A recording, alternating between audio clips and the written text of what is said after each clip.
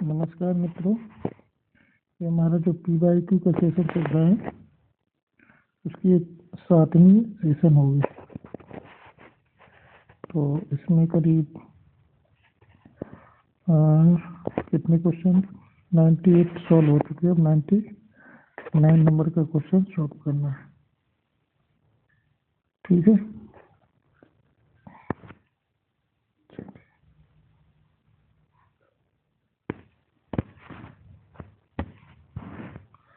इसको लगा लेते हैं।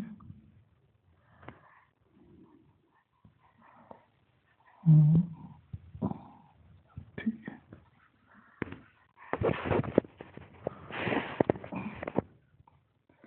सूची 1 को सूची 2 से सम्मिलित करना है। सूची 1 में है दिवस। ठीक है, सूची 1 में क्या है? दिवस है। और दूसरे में है घटना। दूसरी सूची में क्या है? घटना को मिलाना है। ठीक है, तो सूची 1 में ये जो घटना दी है 18 अप्रैल को, और एक बी में है 22 मई, और सी में है 19 जुलाई, और डी में है 15 दिसंबर। ठीक है ना, तो इनको आगे हम सम्मिलित करते हैं।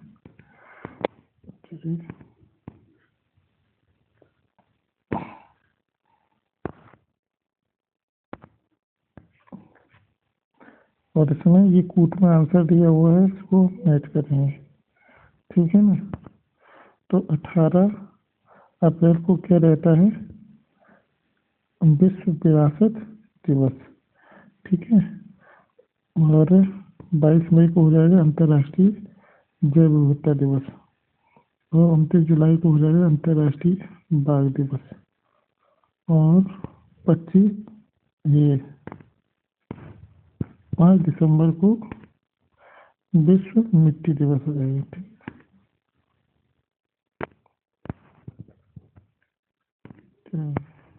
नेक्स्ट पे चलते हैं। म्यांमार का रेडियोमा क्षेत्र किस खनिज का प्रमुख उत्पादक है?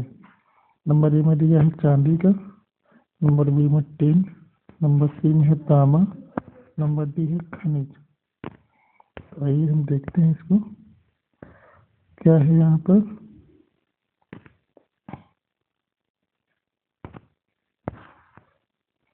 नंबर ए, इसमें डी आंसर है। म्यांमार का पेंगो योमा क्षेत्र खनिज तेल के लिए प्रसिद्ध है। योमा की पेगू श्रृंखला इरावदी और सप्तांग नदी के बीच स्थित है। यह श्रृंखला पोपा पर्वत से सिंगतवार पहाड़ियों तक ये विस्तृत है। ठीक है, नेक्स्ट, निम्नलिखित में से कौन सा वृक्ष पर्यावरण के लिए खतरा है? तो ए केला, बी यूकेलिप्टस, सी बबूल, और डी है नीम। तो इनमें से यूकेलिप्टस जो है पर्यावरण के लिए घातक है। भूमि, इसको हम एक्सप्लेन करते हैं। भूमि जल के अत्यधिक दोहन के कारण यूकेलिप्टस को पर्यावरण के लिए खतरा माना जाता है। इसे पारिस्थितिकीय आतंकवादी की संख्या से भी अवगत किया जाता है। यह वृक्ष जहाँ भी उगता है वहाँ पर भूमि की बहुत अधिक मात्रा में पानी को सोख लेता है, जिससे यह असंतुलित की स्थिति उत्पन्न कर देता है। ठीक है, अगला क्वेश्चन लेते हैं। 102 नंबर पे है, किस संविधान संशोधन के द्वारा दिल्ली को राष्ट्रीय राजधानी क्षेत्र बनाया गया? तो इसमें कौन सा संविधान संशोधन था? 69वां, है ना। इसको एक्सप्लेन करते हैं। तो 69वां संविधान संशोधन 1951 के द्वारा हम दिल्ली को राज्य क्षेत्र, दिल्ली का विशेष दर्जा द्वारा राष्ट्रीय राजधानी क्षेत्र दिल्ली बनाए गए। संशोधन में दिल्ली के लिए 70 सदस्यीय विधानसभा एवं 7 सदस्यीय परिषद को भी व्यवस्थित की गई है। ठीक है, नेक्स्ट क्वेश्चन लेते हैं। जलियांवाला बाग हत्याकांड के विरोध में किसने ब्रिटिश सरकार की नाइटहुड की उपाधि किसको दी गई थी? नाइटहुड की उपाधि लौटा दिया था। तो कौन लौटाया था? शंकर नायर, नंबर बी में है रविन्द्रनाथ टैगोर, रामेश्वर सिंह या फिर मोहम्मद अली जिन्ना। तो ये रविन्द्रनाथ टैगोर, ठीक है। इन्हें 13 अप्रैल 1919 को जलियांवाला हत्याकांड को ब्रिगेडियर जनरल रेजिनोल्ड डायर ने अंजाम दिया। इस हत्याकांड के विरोध में रविन्द्रनाथ टैगोर ने जो है ब्रिटिश सरकार द्वारा प्रदान की गई नाइटहुड की उपाधि लौटा दी थी, ठीक है। जलियांवाला हत्याकांड के विरोध में शंकर नायर ने वायसराय की कार्यकारिणी से इस्तीफा दे दिया। इस कांड की जांच हेतु ब्रिटिश सरकार द्वारा हंटर कमीशन का गठन किया था, ठीक है। और इसमें नेक्स्ट हम देखते हैं, ठीक है। उत्तर प्रदेश की वित्तीय वर्ष जो है 2021 और 22 का इसमें दिया संबंध कौन सा सही है। तो नंबर 1 में दिया है बजट का आकार, जिसमें कि ये दिया है आपका 5,12,860.72 करोड़ रुपए, ठीक है। अब इसको नेक्स्ट पेज में देखते हैं, इसको लिंक करके आगे इसको ले चलते हैं, ठीक है। इस जर्नी को आगे ले चलते हैं। और नेक्स्ट में है इसका पॉइंट 2 है, इस बजट में 10,967.87 करोड़ की कतिपय नई योजनाओं को सम्मिलित किया गया था। तो नीचे कूद जाएगा, केवल एक सही है, दोनों सही हैं, या केवल 2 सही है, या इनमें से कोई भी नहीं। तो इसको एक्सप्लेन करेंगे। उत्तर प्रदेश के वित्तीय 20 और 21 के बजट आकार में जो है 51 लाख 28,000 5,12,000 सॉरी और 507.72 करोड़ रुपए था, ठीक है। ये 20 और 21 का करोड़ में है। इस बजट को 10,967.87 करोड़ रुपए की कतिपय नई योजना भी सम्मिलित की गई थी, जबकि उत्तर प्रदेश के जो है ये आकृति का पूरा जो है करोड़ रुपए में ये जो है 6,15,518.97 करोड़ रुपए हुआ था। इनमें से कुल योजनाएं करीब 39,181.10 करोड़ रुपए का प्रावधान किया गया था, ठीक है। नेक्स्ट है भारत की सर्वाधिक ज्वारीय शक्ति उत्पादन तटीय क्षेत्र निम्नलिखित में से कौन सा है। तो नंबर ए में दिया है केरल, बी में दिया है मंदार तट, और सी में दिया खंबात, और डी में दिया है उत्तरी सरकार तट। तो इसमें से उत्तर सही होगा, खंबात की खाड़ी है, ठीक है।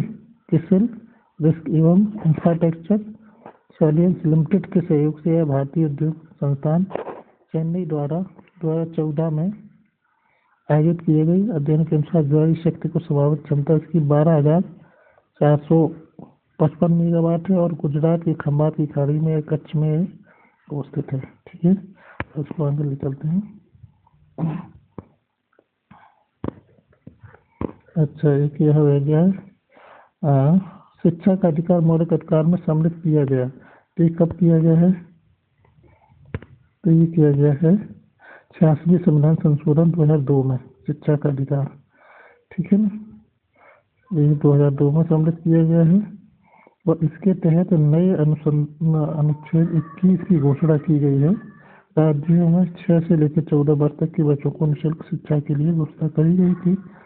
राज्य के नीति निर्देशक तत्वों के मामले में अनुच्छेद 45 में विषय वस्तु बदली गई। इसके तहत राज्य 6 वर्ष की उम्र के बच्चों के लिए देखभाल शिक्षा प्रदान करने का प्रयास किया गया है, ठीक है। सही कर लेते हैं, ठीक है। अगला क्वेश्चन लेते हैं। ठीक।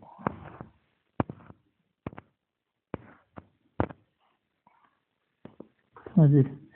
खान मंत्रालय की 22 और 21 के अनुसार निम्नलिखित में से दो राज्य भारत के लौह अयस्क के प्रमुख उत्पादक कौन कौन से हैं? उड़ीसा, छत्तीसगढ़, झारखंड, कर्नाटक।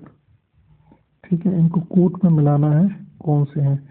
तो उनमें से उड़ीसा और झारखंड, उड़ीसा और छत्तीसगढ़, ये दो सबसे प्रमुख हो जाएंगे इसमें कूट ए। ठीक है, खान मंत्रालय वर्ष 20 और 21 के अनुसार प्रमुख अयस्क उत्पादक हो जाएंगे। इनमें नंबर 1 पर उड़ीसा है उस समय, तो 59.64% और छत्तीसगढ़ 14.11 है।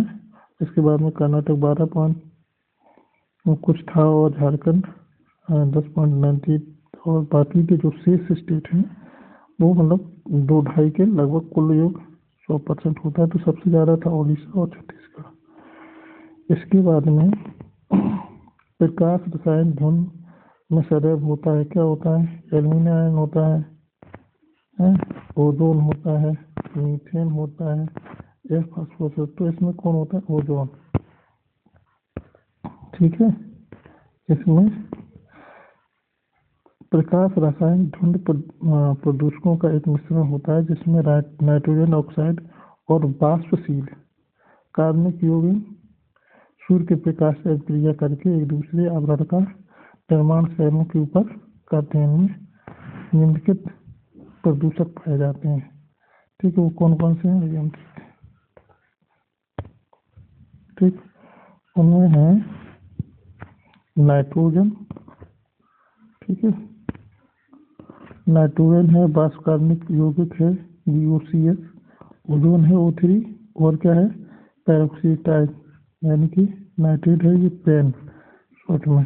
प्रकाश रासायनिक धुंध का पर्यावरण और मनुष्य पर कई नकारात्मक प्रभाव पड़ता है। ठीक है, इनमें मनुष्य रासायनिक आंखों में जलन होने लगती है। ठीक है, जब हम प्रदूषित क्षेत्र में जाते हैं तो अधिक धुआं के कारण आंखों में जलन होती है। ये नाइट्रोजन चक्र का भी और उसको भी प्रभावित करता है। तो अगला क्वेश्चन लेते हैं, मूल्यवान IT बैंड के संदर्भ में निम्नलिखित में से कौन सा कथन सही है? तो इसमें ये दो कथन दिए गए स्टेटमेंट के रूप में। तो एक्सचेंज वैश्विक स्तर पर 2022 में सर्वाधिक मूल्यांकन IT बैंड, ठीक है, और TDS वैश्विक IT बैंड 22 का नंबर 2 पायदान पर था।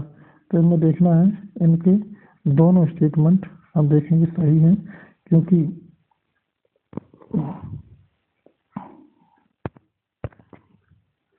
ठीक है ना, बोथ। तो हम यहाँ देखते हैं जनवरी 2022 में जो ब्रांड फाइनेंस जारी रिपोर्ट की गई थी, इसमें ये जो IT सर्विसेज था 25/2022 के अनुसार वैश्विक स्तर पर इसका सर्वाधिक मूल्यांकन IT ब्रांड एक्सचेंज रहा। इसके बाद दूसरा स्थान टाटा कंसल्टेंसी सर्विस TCS, तीसरा स्थान पर इन्फोसिस रहा था। ठीक है, ये कंपनियां हैं जिनका अपना एक मूल्य दर होता है और ये घटता बढ़ता रहता है। निम्नलिखित में से कौन सा एक सही सम्मिलित नहीं है? तो वो हम यहाँ डिस्कस कर लेते हैं पहले, कौन सा सही सम्मिलित नहीं है। तो 7वीं लोकसभा ये दिया है और ये वर्ष दिया है, किस वर्ष में कौन हुआ था? तो 7वीं लोकसभा कब हुई थी? 1980 में हुई थी। और यहाँ पर ये 82 की, इसकी ये छोड़ करके बाकी के अब यहाँ देखते हैं, इसको एक्सप्लेन करते हैं। लोकसभा 7वीं 1980 में हुई थी और 11वीं 1996 में, और 9वीं हुई थी 1989 में, और 13वीं 1999 में। ठीक है, अगला क्वेश्चन आप करते हैं। संयुक्त राष्ट्र संघ के पर्यावरण कार्यक्रम द्वारा जारी वार्षिक फ्रंटियर रिपोर्ट 2022 के अनुसार दुनिया का दूसरा सर्वाधिक ध्वनि प्रदूषक युक्त भारत का कौन सा शहर है? अब देखते हैं कौन सा शहर सबसे प्रदूषित है। वो है मुरादाबाद है। ठीक है, संयुक्त राष्ट्र मतलब UN की रिपोर्ट पर्यावरण द्वारा जारी फ्रंटियर रिपोर्ट 22 के अनुसार यह दुनिया का सबसे सर्वाधिक प्रदूषित शहर भारत का मुरादाबाद है, जो उत्तर प्रदेश में है।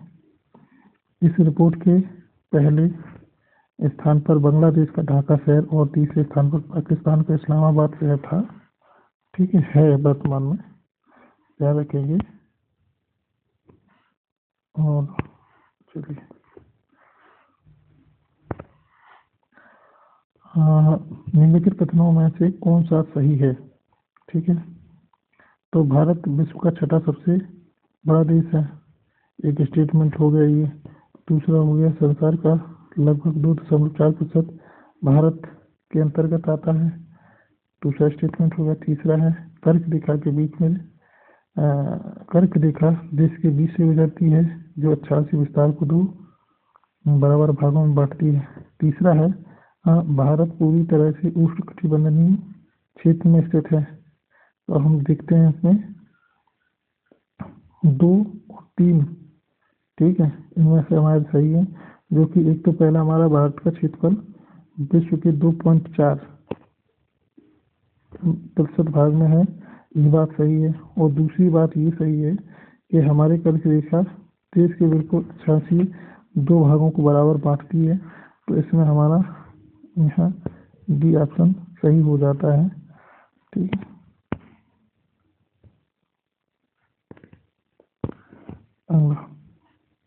अगर थोड़ा एक्सप्लेन इसको करेंगे तो ये तो स्टेटमेंट सभी को पता है, 2.4% वाला विश्व में, और भारत विश्व का 7वां स्थान है, ये भी हम लोग जानते हैं, इसलिए वो 6वां बता रहे थे, वो गलत हो गया था।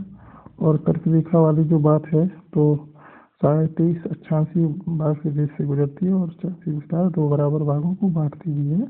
और यह देश के बीच से कैसे निकलती है? वह रेखा भारत के 8 राज्यों गुजरात, राजस्थान, मध्य प्रदेश, छत्तीसगढ़ और पश्चिम बंगाल, त्रिपुरा और मिजोरम से गुजरती है। ठीक है, और भारत में होते हैं उत्तरी गोलार्ध में इसका अक्षांशीय विस्तार 6 डिग्री 4 मिनट उत्तरी अक्षांश और 37 डिग्री 6 मिनट जो है उत्तरी अक्षांश है, जबकि देशांतरी विस्तार इसका 68 डिग्री 7 मिनट पूर्वी देशांतर और 97 डिग्री 25 पूर्वी देशांतर के मध्य। इस प्रकार भारत का विस्तार एवं उपोष्ण दोनों कटिबंधों में है। ठीक है, और डेंगू बुखार निम्नलिखित में से किस मच्छर के काटने से होता है? ई में है इसका एनाफिलीज, बी में है एडीज और सी में है क्यूलेक्स और ये डी में दिया है एशियाई बाघ मच्छर। तो इसको हम आगे डिस्कस करते हैं।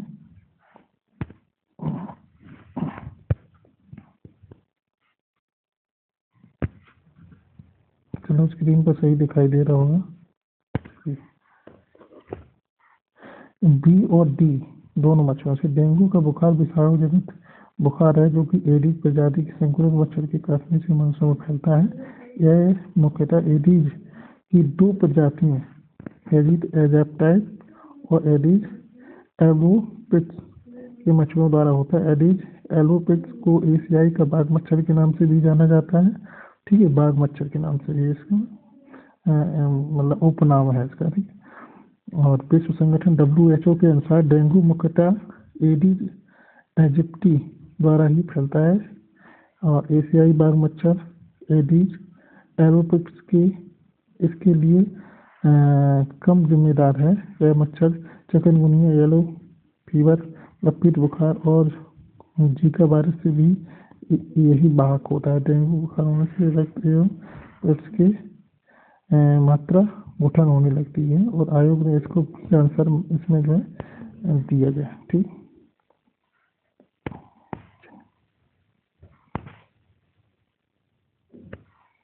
नेक्स्ट क्वेश्चन देते हैं।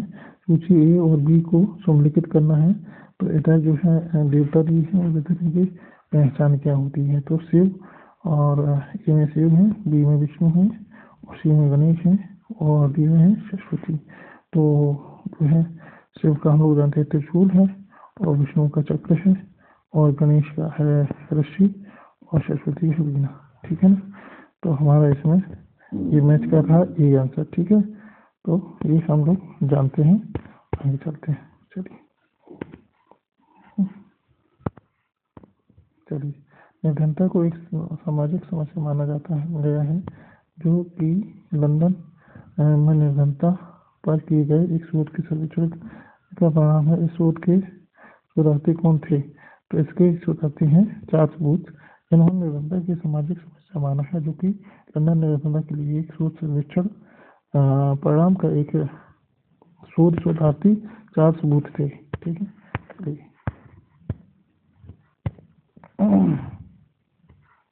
एक मिनट। हाँ, दुधवा राष्ट्रीय उद्यान उत्तर प्रदेश के निम्नलिखित में से किस जनपद में अवस्थित है? तो यह लखीमपुर खीरी में अवस्थित है। ठीक है, और भी ऑप्शन दिए हैं तो हम सीधे से बता देते हैं। दुधवा टाइगर उत्तर प्रदेश के लखीमपुर खीरी जनपद में अवस्थित है। इसका क्षेत्रफल लगभग 811 वर्ग किलोमीटर है। इन चीज़ों का ध्यान रखेंगे क्योंकि एक्सप्लेन इसीलिए करवाया जाता है कि हमारे और भी क्वेश्चन अगर बनते हैं इस टॉपिक पर तो हम आसानी से उसको अटेम्प्ट कर पाते हैं। ठीक है, इसे वर्ष 1977 में राष्ट्रीय पार्क घोषित किया गया। इस राष्ट्रीय उद्यान इसे 1988 में प्रोजेक्ट टाइगर के अंतर्गत यह राष्ट्रीय स्थान घोषित किया गया है। ठीक है, नेक्स्ट क्वेश्चन है हमारा, शनि ग्रह के वायुमंडल में निम्नलिखित में से कौन सी गैस अधिक मात्रा में पाई जाती है? तो नाइट्रोजन है, कार्बन मोनोडाइऑक्साइड है, मीथेन है या सल्फर ऑक्साइड है? तो इसमें है मीथेन। ठीक है, जो मीथेन गैस है। शनि ग्रह के वायुमंडल में हाइड्रोजन के हीलियम, मीथेन और अमोनिया गैस है। कौन है?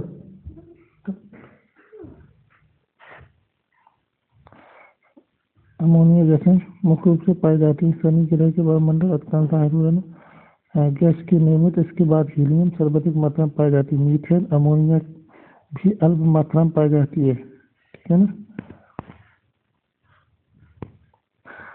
ये लता मंगेशकर के संबंध में निम्नलिखित में कौन सा सही है? तो लंदन के रॉयल एल्बर्ट हॉल में प्रस्तुत की जाने वाली प्रथम भारतीय महिला थी। स्टेटमेंट नंबर 2 है, अंतर्राष्ट्रीय मंच पर उनका प्रथम कार्यक्रम लंदन रॉयल एल्बर्ट हॉल में हुआ। तो इनमें से आपकी दोनों बातें सही हैं। ठीक है, दोनों स्टेटमेंट सही हैं। बस 1974 में लंदन के रॉयल एल्बर्ट हॉल प्रस्तुत होने वाली प्रथम भारतीय कलाकार लता मंगेशकर थी। अंतर्राष्ट्रीय मंच पर उनका प्रथम कार्यक्रम लंदन के रॉयल एल्बर्ट हॉल में हुआ था। 16 फरवरी 2022 52 वर्ष की अवस्था में लता मंगेशकर जी का मुंबई में देहांत हो गया था। तो साथियों, यहाँ तक इतनी हम इस सेशन में लेते हैं। अगले सेशन में मैं बता देना चाहूँगा कि इसके साथ एनसीईआरटी और शुरू करने वाले हैं। एनसीईआरटी महत्वपूर्ण रहता है, उसका अलग से पीडीएफ और वो टेलीग्राम पे हम डालते रहेंगे। तो आप लोग इसे आप अच्छा यहाँ से क्लास देख सकते हैं और वहाँ पीडीएफ पढ़ भी सकते हैं। तो अगले सेशन मिलते हैं। जय हिंद।